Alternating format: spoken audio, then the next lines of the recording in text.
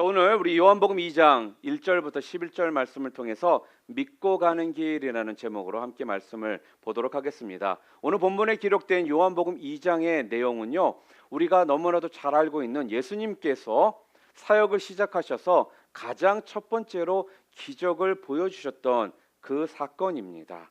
그런데 오늘 본문의 내용은 어떠한 이야기냐면은 바로 가나안 혼인잔치에 초대를 받으셔서 그 혼인잔치에 가셔서 물을 포도주로 만드신, 너무나도 우리가 잘 알고 있는 그러한 사건입니다. 이 사건은요, 예수님이 많은 기적들 가운데 좀 독특성이 있는 기적이었습니다. 예를 든다면 우리가 잘 알고 있는 오병이어의 기적은 어떠한 기적이었습니까? 떡 5개와 물고기 2마리로 5천 명의 사람을 먹이고 12강조리가 남았던 그러한 사건이었습니다. 이렇듯 오병이어의 사건은요, 바로 양적인 이 변화의 사건을 기록했습니다. 그런데 오늘 본문은요, 바로 이 포도주를 만든 사건이거든요. 물이 포도주가 되는, 어떻게 보면 질적인 변화의 사건이 오늘 함께 읽었던 오늘 요한복음 2장에 나와 있는 가나안 혼인 잔치의 그러한 기적이었습니다. 우리의 삶도 한번 뒤돌아본다면은 우리의 삶 가운데 분명 양적인 변화도 중요하지만 우리 삶 가운데 또한 질적인 변화도 얼마나 중요한지 우리는 너무나 잘 알고 있습니다. 오늘 본문은요, 우리들에게 질적인 변화를 이룰 수 있는 비결과 양적인 변화를 이룰 수 있는 이 비결에 대해서 그 해답을 우리들에게 가르쳐 주고 있는 그러한 이야기입니다. 자, 그렇다면 오늘 본문에서 우리들에게 주고자 하는 양적인 변화를 이루기 위한 비결, 질적인 변화를 이루기 위한 비결이 도대체 무엇이라고 오늘 본문이 우리들에게 지금 메시지를 주고 있느냐 하면 다른 것이 아니라 바로 순종하면 질적인 변화, 양적인 변화를 다 이룰 수가 있다라는 것을 지금 알려주고 있다라는 거죠. 오늘 본문에 보게 되면요, 예수님의 어머니 마리아가 하인들에게 뭐라고 오늘 2절에 이야기를 합니까? 무슨 말씀을 하시든지 그대로 하라, 이렇게 이야기를 합니다. 오늘 2절에 여기에서 말씀하시는 무슨 말씀을 하시든 그대로 하라는 건요, 네 생각, 네 경험, 또 네가 이해되지 않아도 예수님께서 말씀하시면 그대로 너는 하면 된다. 그 이야기를 마리아가, 예수님의 어머니가 하인들에게 하고 있는 말이라는 거예요. 우리의 삶 가운데 기적을 우리가 맛보지 못하는 이유가 어디에 있다라고 여러분들은 생각하십니까? 분명 우리는 신앙생활하면서요, 나도 좀 기적의 역사를 좀 경험했으면 좋겠다, 기적을 좀 맛봤으면 좋겠다라는 생각은 누구나 다 분명 갖고 있다라는 겁니다. 그런데 막상 우리의 삶을 뒤돌아보면요, 그런 기적의 역사가 내 삶 가운데 별로 없었던 것 같다라는 생각이 더 많이 들 때가 있어요. 자, 그런데 도대체 왜 분명 성경에는 이러한 기적의 역사들이 기록되어 있고 주변에 보면 나 아닌 다른 사람들은 그런 기적을 맛보았다고 하는데 내 삶에는 왜 그러한 기적들을 맛보지 못하고 그런 기적의 역사가 일어나지 못하고 있느냐? 바로 오늘 성경이 그 부분에 대해서 굉장히 직접적으로 이야기를 해주고 있어요. 뭐라고 말씀하고 있느냐? 바로 그 이유는 다른 데 있는 것이 아니라 너희가 순종하지 못해서다, 이렇게 이야기를 합니다. 분명 마음으로는 기적을 경험하고 싶고 기적을 맛보고 싶지만 그 기적을 맛보지 못하고 또 기적을 경험하지 못했던 이유는 바로 순종하지 못했기 때문에 네가 그것을 보지 못했다, 그 메시지를 주고 있는 것입니다. 우리의 삶 속에서 순종의 역사가 나타나기 시작하잖아요. 그러면요, 여러분과 제 삶에는요, 많은 놀라운 기적들을 그때부터 우리는 맛보게 되는 겁니다. 자, 그러면 도대체 우리가 어떻게 순종해야 할 것인가? 오늘 본문은 우리들에게 어떻게 순종해야 되는지 그 4가지의 조건을, 4가지의 그러한 포인트들을 오늘 본문을 통해 우리들에게 지금 전해주고 있습니다. 첫 번째가 오늘 무엇이냐? 장소에 관계없이 말씀하신 대로 하라는 거예요. 네가 이러한 순종을 하기 위해서는, 이런 기적을 맛보기 위해서는 해야 될 것이 있는데 그게 무엇이냐? 장소에 관계없이 말씀하신 그대로 해라. 그 말씀을 우리들에게 주고 있습니다. 우리 오늘 2절 말씀 한번 다시 보겠습니다. 2절에 지금 뭐라고 말씀하고 있느냐? 함께 읽을까요?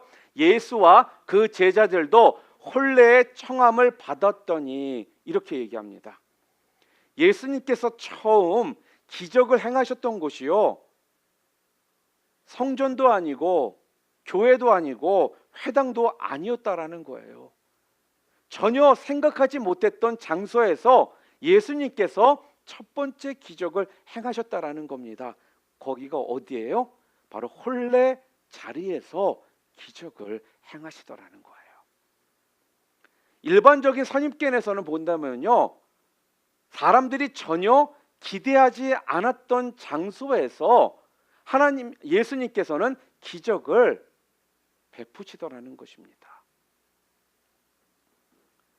이 이야기는요, 우리가 꼭 원하는 장소, 우리가 꼭 기대했던 장소가 아니더라도 일상적인 삶 속에서 기적은 분명 일어난다라는 말씀입니다. 일반적으로 목사가 성도들의 그 변화를 기대하는 곳이 여러분은 어디라고 생각하십니까?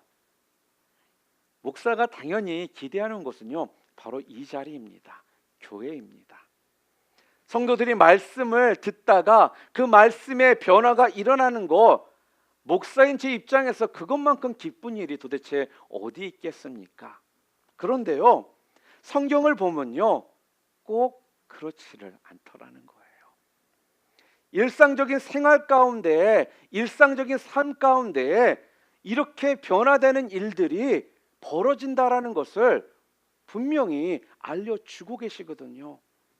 쉽게 이야기하면요, 놀다가도 변화가 되는 것이고요, 또한 농담을 하다가도 변화가 일어날 수가 있고요, 또한 운동을 하다가도 변화는 일어날 수가 있다라는 것입니다.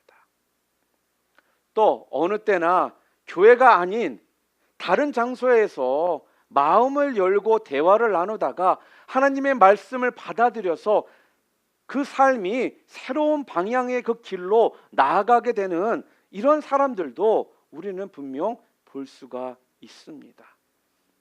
꼭 멍석가 하나 놔야지만 사람들이 변화되는 것이 아니더라는 거죠.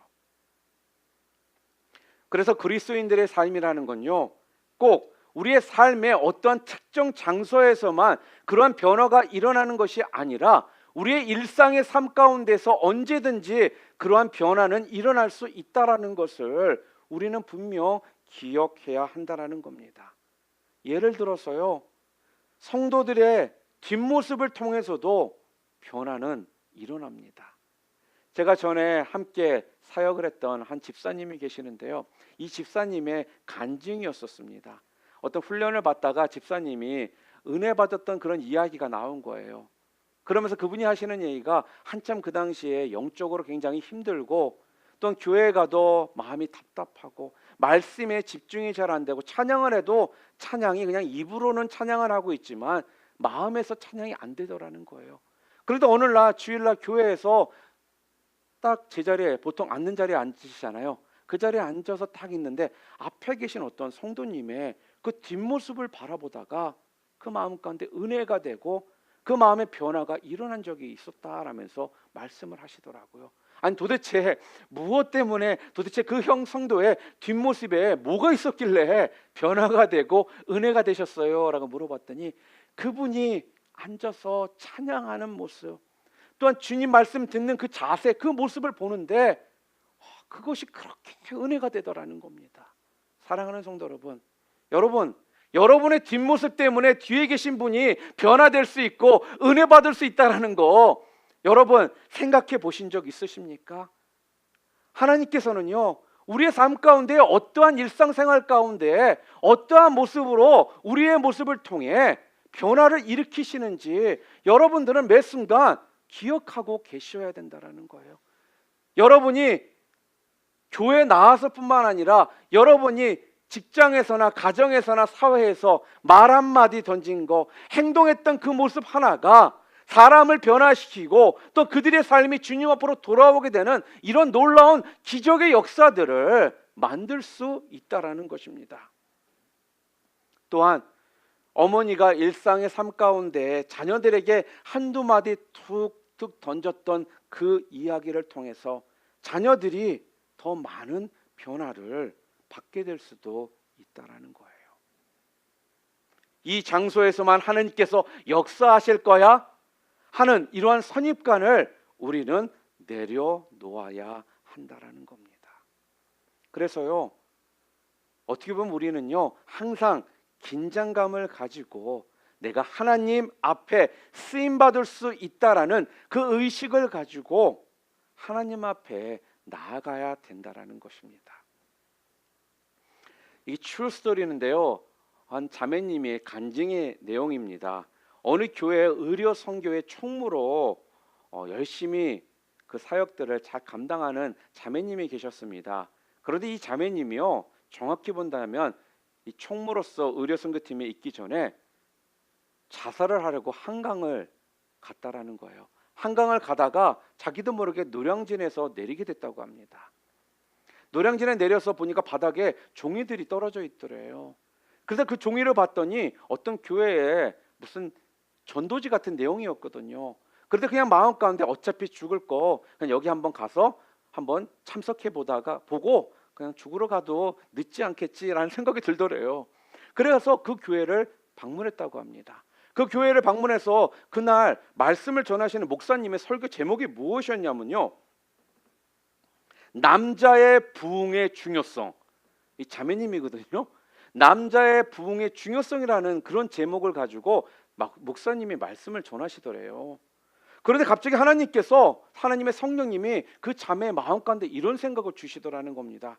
야, 너 짝이 될 남자가 어딘가에 분명 있을 텐데 네가 이렇게 죽어버리면 그 형제는, 그 남자는 어떻게 되겠느냐, 이런 생각을 주시더라는 겁니다. 그래서 그때부터 이 자매가요, 변화받고 지금의 의료선교회의 총무로서 열심히 사역을 하게 되었다라는 내용이더라고요. 저는 그것을 들으면서요, 아니 꼭 전도 집회나 어떤 특정한 장소, 어떤 특정한 것에 의해서가 아니라 한 영혼이요, 떨어져 있는 전도지 하나만 가지고도 그 영혼이 하나님 앞으로 돌아오는 이러한 역사가 일어날 수 있다라는 것을 다시금 깨닫게 되었습니다. 여러분, 전도지 한 장, 우리 생각 같으면 별거 아니라고 분명 여길 수가 있을 겁니다. 그런데 그 한 장이 한 영혼을 건진받을 수 있도록 그 종이가, 전도지가 사용되더라는 겁니다. 여러분, 일상의 삶 가운데 주보지 한 장, 그 나누어졌던 그 주보지 한 장이요, 바로 한 영혼을 건지는 이러한 놀라운 기적이 벌어지더라는 것입니다. 여러분, 노량진역에서 영혼을 건질 줄 누가 알았겠습니까? 이렇듯 장소에 관계가 없더라는 것입니다. 올 초에 제 제자 아이가 돌이라고 해서 또 초대를 받아서 간 적이 있었습니다. 그래서 우리 자녀들 또 오래간만에 또 만나는 거라 다 데리고 갔었거든요. 그런데 거기에 또 전에 알던 또 제자가 갑자기 오더니 막 반갑게 저한테 인사를 해요. 그 당시 그 자매는 내가 기억으로는 중학생이나 초등학생인데 지금은 결혼할 나이가 되었더라고요. 그러면서 너무 반갑게 이야기를 해서, 내가 얘 얼굴은 기억을 하는데 내가 특별하게 또 얘랑 내가 뭔가 좋은 이야기들이 있었나 보다라는 생각만 했는데 갑자기 누구누구를 아냐고 나한테 물어보더라고요. 그래서 솔직히 목회를 한 20년 하다 보니까 많은 사람들을 만나고 그러다 보니까 이름을 다 기억한다라는 것이 솔직하게 죄송하지만 가끔씩은 깜빡깜빡해요. 그런데 열심히 와서 이야기를 하는데 모른다고 할 수는 없고 그래 아는 것 같기도 해라고 했어요. 그러니 갑자기 막 뛰어가더니 누구를 막 데리고 저한테 오더라고요. 봤더니 이 형제가 자기 휘안세래요. 그런데 이 형제가 딱 봤더니 얼굴이 굉장히 눈에 익어요. 알고 봤더니 제가 한 좀 된 한 10년 전에 또 교회에서 섬길 때 그 교회 때 그 형제가 중고등부에 와서 거기에서 예수님을 영접하고 믿음 생활을 시작하게 됐던 형제였습니다. 그런데 이 자매는 또 그 전의 교회였고 이 형제는 또 다른 교회였어요. 세상에 어떻게 이렇게 만나서 또 그것도 돌잔치집에서 만나게 되더라고요. 제가 그거를 보면서 야, 내가 그 형제에게 그래도 복음을 선포를 잘했나 보다. 내가 딴소리하고 딴짓 했었으면 이렇게 만났다라면 저 그 당시에 저 목사님 이상한 사람이었어. 이런 얘기하면 참 난처했을 텐데 그래도 그 형제가 좋은 기억을 가지고 또 그곳에서 예수님을 영접해서 또 믿음 생활하면서 또한 또 다른 제자와 만나서 결혼을 하게 되는 이러한 관계가 되었다라는 사실을 보면서요. 어떠한 상황 가운데 어떠한 장소에서 어떻게 하나님께서 여러분과 저를 사용하실지 모른다라는 것에 대해서 다시금 깨닫게 되었습니다. 우리의 말 한마디, 우리의 행동 하나가 한 영혼을 주님께로도 인도할 수도 있고 또한 그들을 주님이 아닌 다른 길로 가게 할 수도 있다라는 이 사실에서 진짜 긴장감을 가지고 내가 살아야겠다. 꼭 교회라는 어떤 세팅에서만 내가 그렇게 사는 것이 아니라 내 일상적인 삶에서도 분명 하나님께서는 기적을 베푸실 수 있고 또한 영혼들이 변화될 수 있다라는 이 사실을 분명히 기억해야겠다라는 생각을 갖게 되었습니다.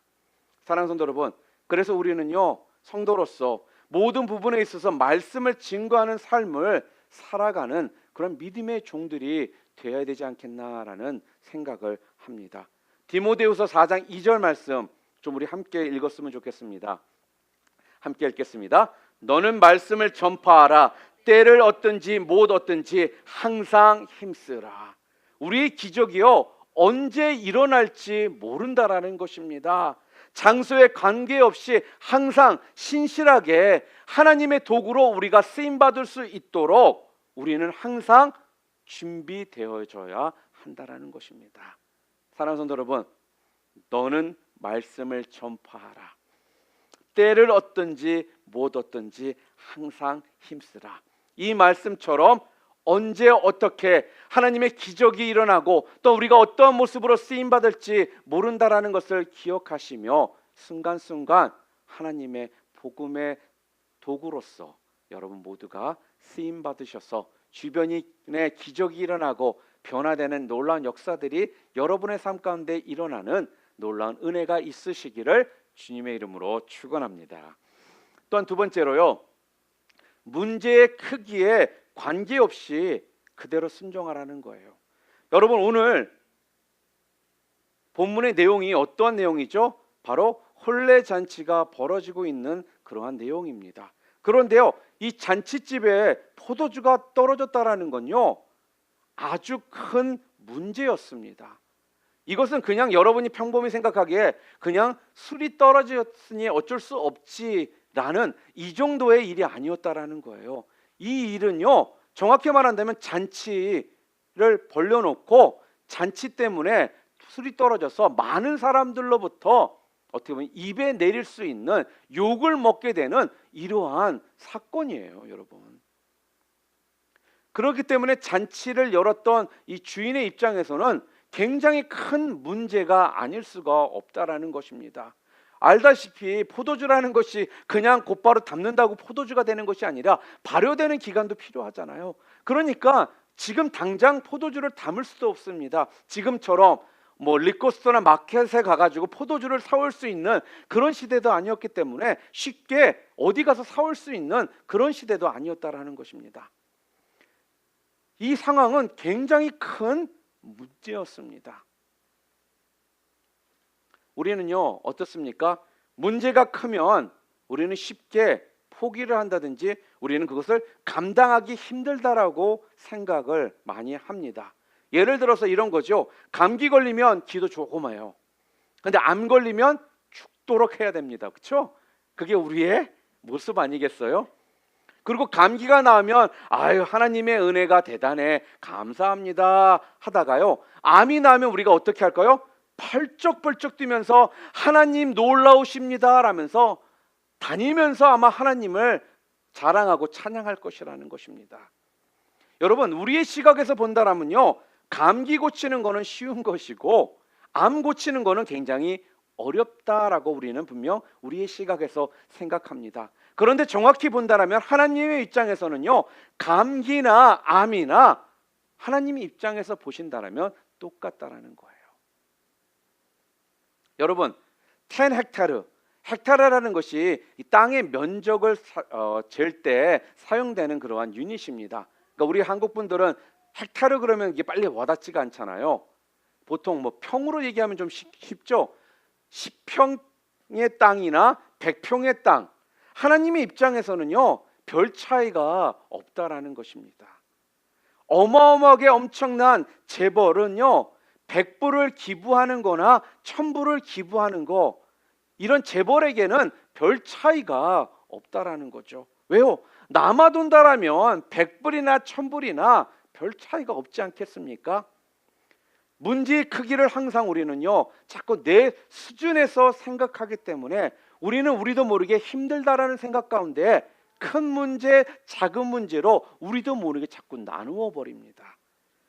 그런데 우리가 믿는 하나님은 어떤 분이십니까? 크신 하나님이십니다. 믿으십니까?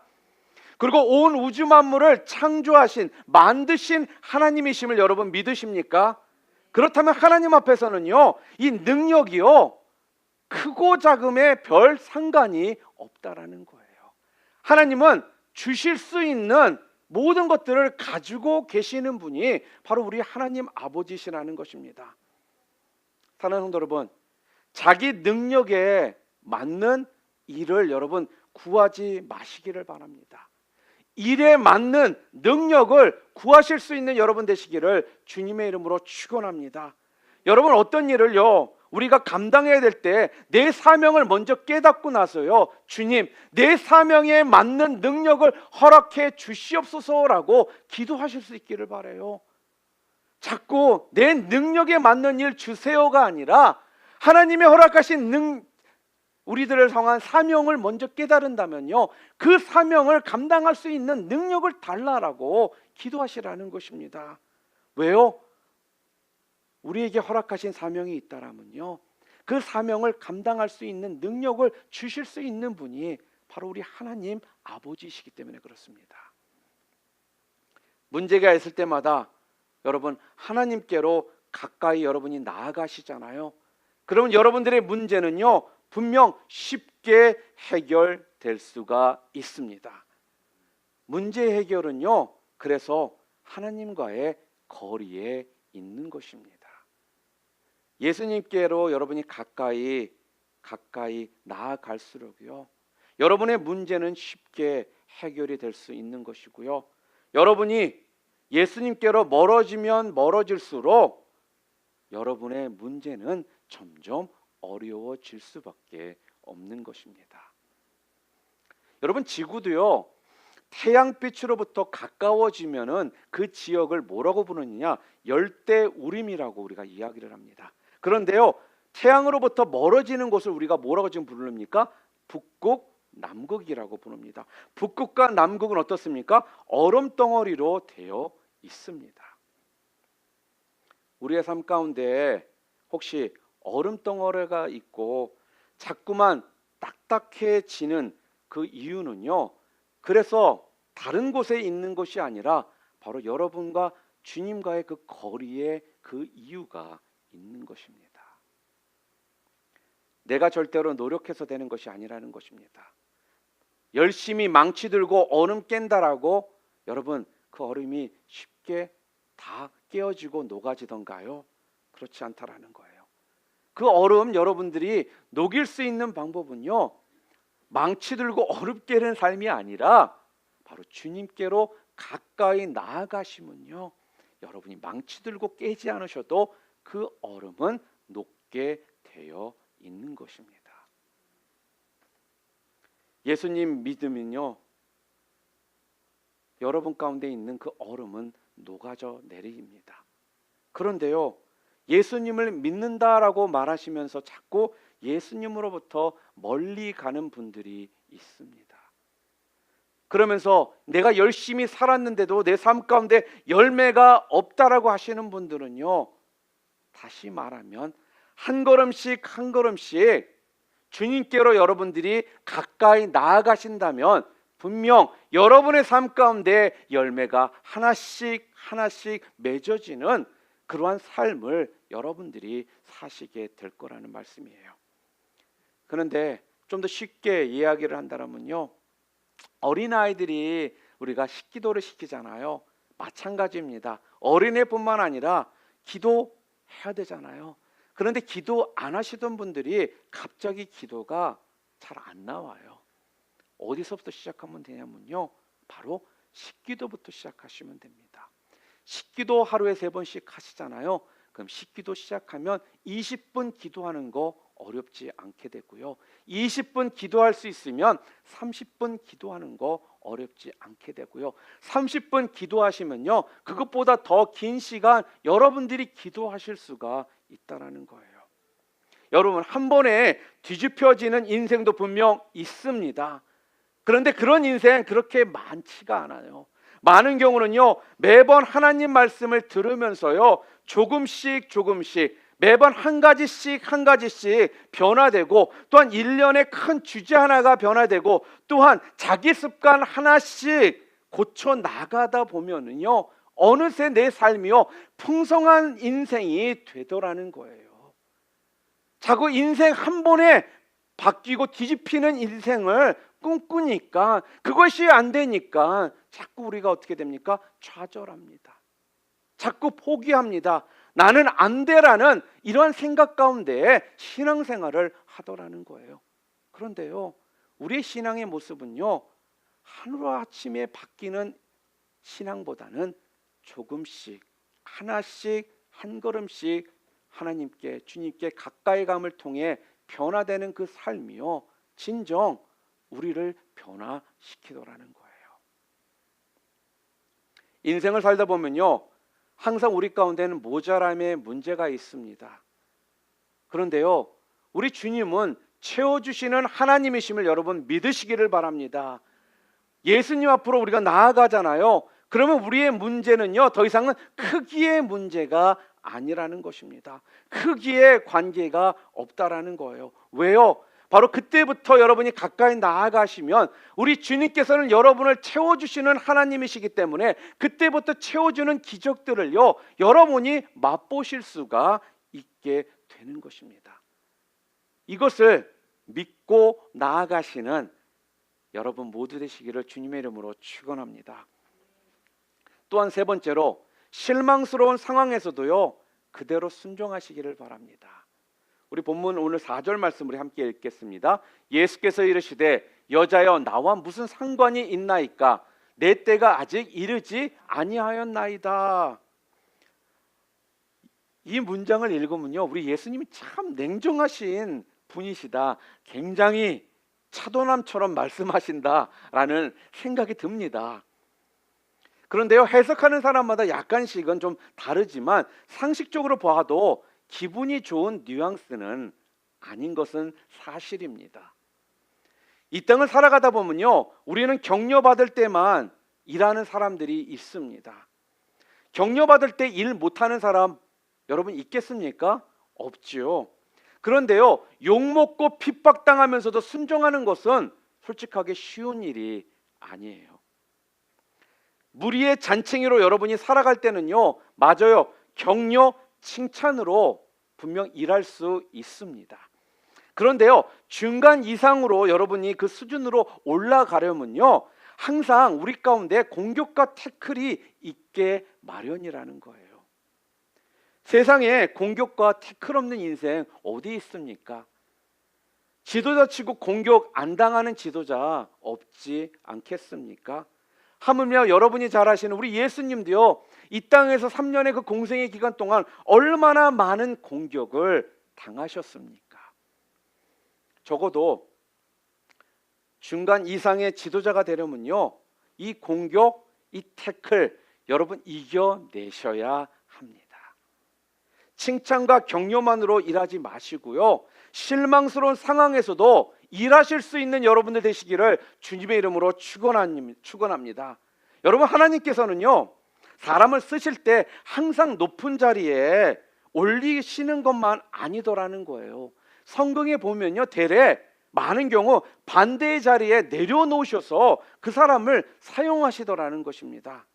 여러분, 다윗에게 처음부터 기름 붓지 않으셨습니다. 여러분, 광야에서 다윗이 어땠습니까? 쫓겨다는 삶을 살았고요, 공격당하고 태클당하는 이러한 진짜 세상적으로 말하면 감당하기 어려운 그런 삶을 살다가 그 다음에 왕으로 쓰임을 받더라는 것입니다. 여러분, 작은 그릇에 여러분들이 머물기를 원하신다면요, 여러분, 칭찬만 받고 격려만 받는 데서 일하시기를 바랍니다. 그런데요, 큰 그릇으로 여러분이 쓰임받기를 원하신다면요, 비난이 있더라도 어떤 공격과 태클이 여러분들 가운데 있을지라도 꿋꿋이 뛸 줄 아는 그 한계를 뛰어넘는 그런 믿음의 종들 다 되시기를 주님의 이름으로 축복합니다. 조지아주에 보면요, 마운트 벨이라는 그러한 도시가 있습니다. 그 도시에는요, 베리 학교라는 명문 학교가 있습니다.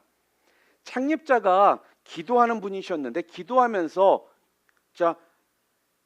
이 학교를 세우게 되었거든요. 그래서 기도함을 통해서 교육을 하며 이 인재들을 키워야겠다라는 생각을 갖고서 이 대학을 세우게 된 것입니다. 그런데 알다시피 돈이 없었습니다. 그러니까 돈이 없으니까 그 당시에 자동차 왕이라고 불렸던 헨리 포드에게 찾아갑니다. 그리고 가서는요, 학교에 대한 비전과 그런 이야기들을 설명들을 쭉 했습니다. 그랬더니 헨리 포드가 그걸 듣고 나서는요, 그 사람에게 1다인을 기부하더라는 거예요. 그런데 1다인은요, 지금의 화폐 단위로 따져보면요, 100불도 안 되는 돈이었습니다. 학교를 세우겠다라는 그 생각 가운데 찾아갔더니 기부를 하는데 100불도 안 되는 돈을 주었다라는 건 정확히 말한다면 이 사람을 지금 조롱하고 무시하는 처사였다라는 거예요. 그런데요, 보통 사람 같으면 어떻게 했을까요? 사무실에서 나와서 가면서 아마 헨리 포드를 신나게 욕했을 거예요.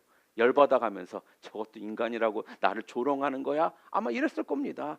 우리 일반적인 사람들이라면. 그런데 이 설립자는요, 그 돈을 가지고 씨를 뿌리고 나무를 키웠다고 합니다.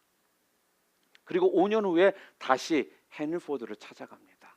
그러고 나서는 자기의 농장을 보여주면서 5년 전에 당신이 주었던 그 1다인이 이러한 현실로 바뀌었다라면서 보여주었습니다. 그 자리에서요, 헨리 포드가 이 설립자에게 200만 불이라는 돈을 기부해서 명문 학교를 세울 수 있게 되었다고 합니다. 여러분, 1다인 100불도 채 되지 못하는 그 돈, 이 기부금은 분명 실망스러운 상황이었습니다. 그런데 그 실망스러운 상황에서 거기에 그는 머무르지 않고 꿈을 이룰 수 있었다라는 거예요. 왜요? 실망적인 상황을 뛰어넘는 사람이기에 그 일을 할 수가 있었더라는 것입니다. 여러분, 핑계대는 사람들은요, 아무 일도 할 수가 없습니다.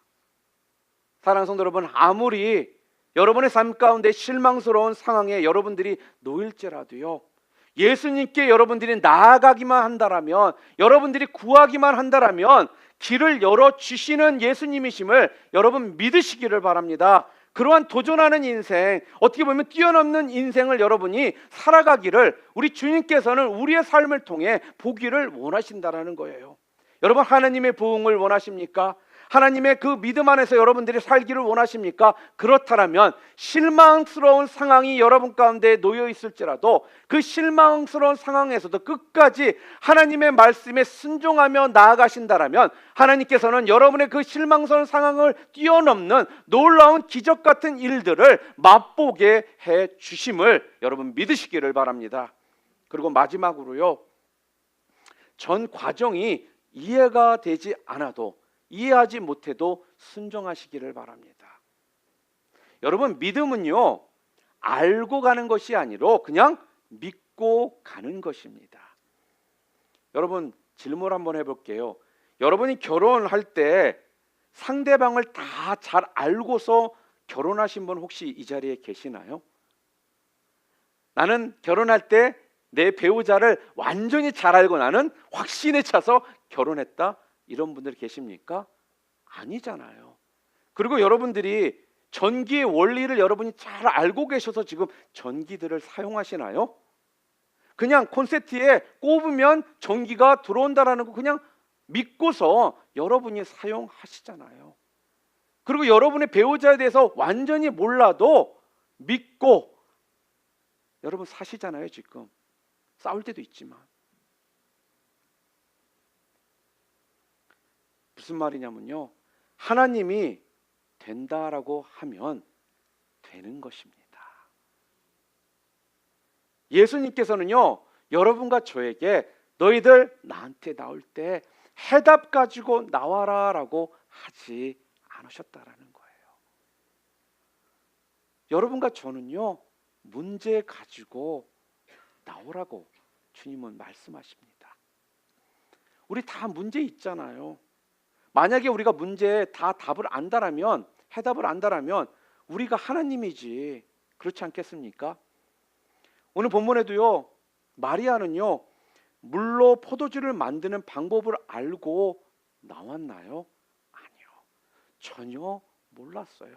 믿음으로 그 문제를 들고 마리아는 나왔다라는 겁니다.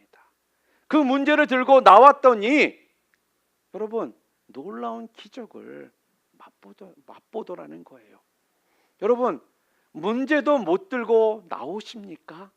답 들고 나오라고 한 것도 아닌데, 너 해답 들고 나와라 라고 한 것도 아닌데, 문제 들고 나오는 거 여러분이나 저나 우리 모두 할 수 있는 거 아니겠습니까? 만약에 해답 들고 나와야 되는 것이라면요, 이 세상에서 머리 좋은 사람 아니고는 예수님 믿을 수 있는 사람 없지 않겠습니까? 우리는 해답 들고 나가는 자들이 아니라 문제 들고 나가는 자들이라는 것입니다. 그래서요, 예배 드릴 때요, 문제 들고 나와서 조용히 우리 하나님 아버지 앞에 다 내어놓으시라는 거예요. 혼자 고민하지 말고요, 마리아처럼 주님, 내 삶 가운데 이런 것이 부족합니다. 내가 이것을 어떻게 해결해서 나갈지 저는 답이 없습니다. 저희 지금 가정 어떻게 해야 될지 모르겠어요.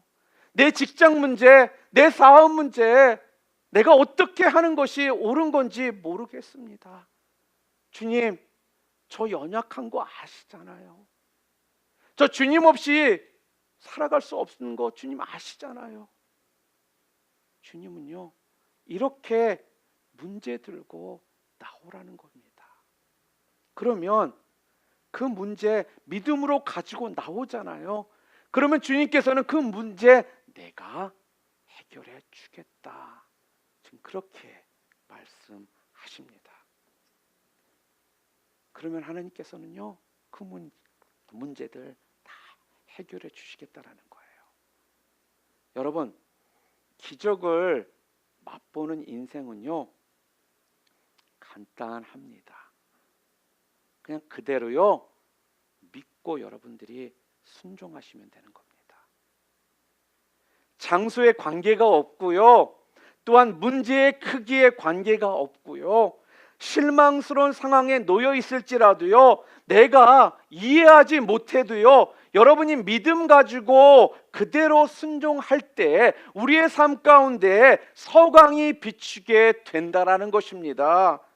기적이 없었던 것은요, 바로 순종이 없었기 때문이다라는 것입니다. 사랑하는 성도 여러분, 남은 평생 여러분의 삶 가운데 순종의 발걸음이 여러분 가운데 있기를 기도합니다.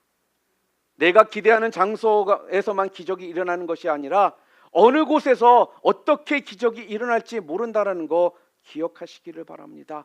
내 생각으로는 큰 문제 같지만 하나님의 입장에서 본다라면 아무것도 아니다라는 것을 분명 믿으시기를 바랍니다. 크게 쓰시고자 하는 종들은요, 실망스러운 상황 가운데서도요, 그 상황을 순종하잖아요. 그 상황을 통과하게 만드신다라는 거예요. 비록 지금 비난받고 욕먹고 공격받더라도요, 끝까지 여러분 그 자리 지키시는 여러분들 되시기를 주님의 이름으로 축원합니다. 이해하고 알고 가는 길이 아닙니다. 믿고 가는 길입니다.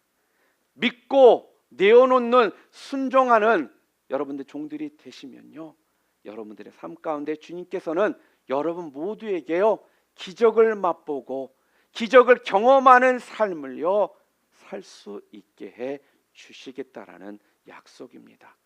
이런 은혜가 여러분 모두에게 오늘 충만하시기를 주님의 이름으로 축복합니다.